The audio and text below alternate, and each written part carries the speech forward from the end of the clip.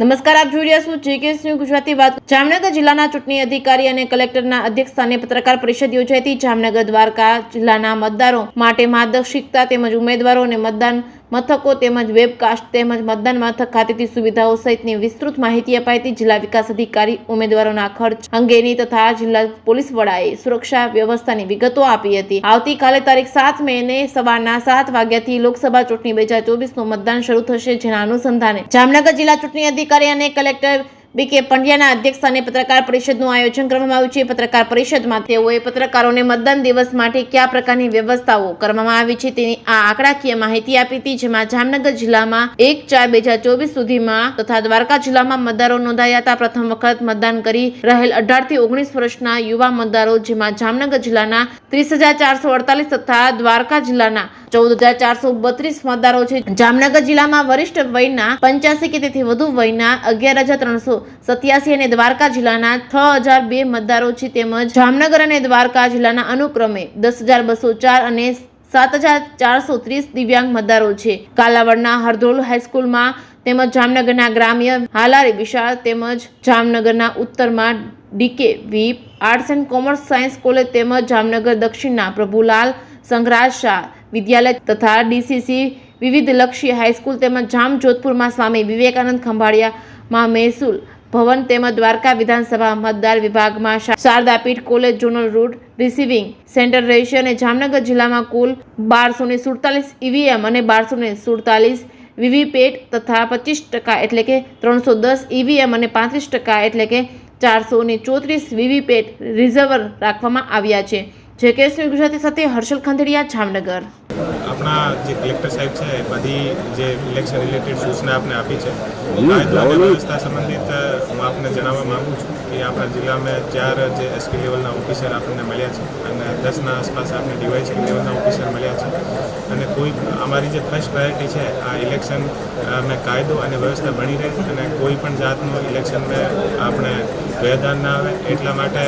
આખા જે જિલ્લા છે અમે જેટલા પણ આપણે ક્રિટિકલ બૂથો છે બધા બૂથ પર આપણે સીએપીએફ અને જે લોકલ પોલીસ છે આની વિઝિટ પણ થઈ ગઈ છે અને જે પણ ક્રિટિકલ બૂથ છે અમે જે આપણે ઇલેક્શન કમિશનના જે નિયમો મુજબ આપણે જે સેન્ટ્રલ પોલીસ ફોર્સ વેબકાસ્ટિંગ અને બધી જે વ્યવસ્થા છે એ ઊભી કરી છે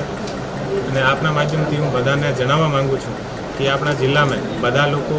बिना कोई भय बिना कोई डर અને આવીને પોતપોતાના મતનો ઉપયોગ કરે અને પોલીસની જે બધી જે આપણે વ્યવસ્થા કરેલી છે અને કોઈ પણ બૂથ ઉપર કોઈ પણ જાતની પ્રોબ્લેમ ના થાય એટલા માટે આપણે 106 જે પોલીસ મોબાઈલની પણ વ્યવસ્થા છે અને પોલીસ મોબાઈલની જે ટીમ છે અને આપણી જે ક્યુઆરટીની ટીમ છે કોઈ પણ જે બૂથ મથક હોય ગામડામાં કોઈ પણ જાતનો વિવાદ યા કોઈ પણ વિષય વસ્તુ હોય તો વિધિન 5 મિનિટ અમારો જે રેસ્પોન્સ ટાઈમ છે અમે પોલીસની ટીમ ત્યાં પહોંચી જશે। તો ફરીથી હું આપના માધ્યમથી બધાને જણાવવા માગું છું કે કોઈ પણ માણસ યા કોઈ પણ વ્યક્તિ આપણા જે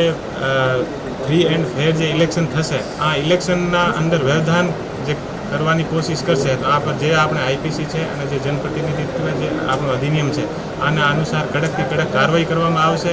અને હું ફરીથી બધાને નિવેદન અને અપીલ કરું છું કે બધા આવીને વધારેમાં વધારે પોતાના મતનો ઉપયોગ કરે અને પોલીસ બધાની સુરક્ષાની જિમ્મેદારી લે છે। પોલીસ સાથે જે આપણે સેન્ટ્રલ જે પેરામિલિટરી ફોર્સ છે અને જે આપણે સ્ટેટ જે રિઝર્વ પોલીસ ફોર્સ છે આના જવાન આપણે આપેલા છે અને બીજા બહારના જિલ્લાથી જે આપણે જરૂરિયાત હોય તો 3 આપણે એસપી લેવલના ઓફિસર મળ્યા છે અને 4 આપણે ડીવાયએસપી લેવલના જે ઓફિસર છે એ મળ્યા છે અને ઘણા બધા પીઆઈ પીએસઆઈ અને બહારથી પોલીસ અમે લોકોને કાયદો અને વ્યવસ્થા માટે મળી છે। આજના દિવસે આજે અમારા બધા જ જે મતદાન મથકના જે ડિપ્લોય કરેલા જે નિમણૂક આપેલા બધો સ્ટાફ અત્યારે રિસીવિંગ ડિસ્પેચિંગ સેન્ટર પર મતદાન સામગ્રી એકત્ર કરવા માટે આવી ચૂક્યો છે।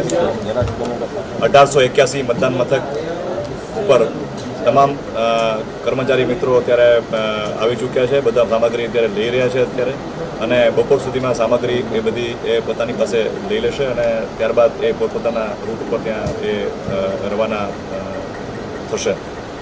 આજે 7 જેટલા આપણા જે ડિસ્પેચિંગ રિસીવિંગ સેન્ટર છે 3 આપણા શહેરમાં છે, જે ઉત્તર 76 કાલાવાડનું આપણે ત્યાં એ રોડ ખાતે છે અને 80 જામજોધપુરનું આપણે લાલપુર ખાતે છે। બાકી 3 આપણી પાસે એ જામનગર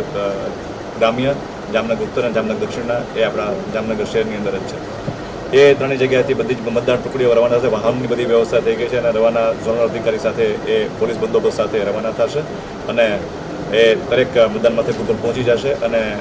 આવતીકાલે એક્ઝેક્ટ સવારે 7 વાગે એ મતદાન થાય એ માટે એનો મતદાન મથકની એને ગોઠવણ કરશે અને એ બધી સુવિધાઓ ત્યાં કરશે. આ માટે અમે મતદાન મથક ઉપર પીવાના પાણીની ORSની સુવિધા, આરોગ્ય કર્મચારી પણ ડ્યુટી આપી છે. ગરમી ન પડે ત્યાં શેડની વ્યવસ્થા પણ કરી છે, ટોયલેટ સુવિધા અને પ્રાથમિક આરોગ્ય કેન્દ્રની ગાડી પણ અમે સ્ટેન્ડ બાય રાખી છે. દિવ્યાંગ મતદારો માટે પણ વ્હીલચેર અને એને વોલન્ટિયર દ્વારા મદદની સુવિધાઓ રાખી છે. આ રીતે અત્યારે આપણો જિલ્લામાં પોલીસ બંદોબસ્ત પણ બધા પર ગોઠવાઈ ગયો, પેટ્રોલિંગનું બ્રીફિંગ થઈ ગયું છે અને અત્યારે આપણો જિલ્લો અત્યારે એ મતદાન માટે સંપૂર્ણ